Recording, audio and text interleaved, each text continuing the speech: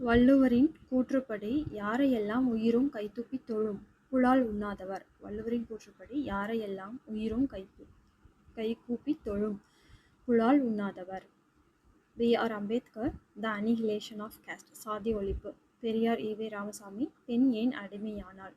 கருணாநிதி, நெஞ்சுக்கு நீதி. சி. என். அண்ணாதுரை, நல்ல தம்பி. அம்பேத்கர், சாதி ஒழிப்பு.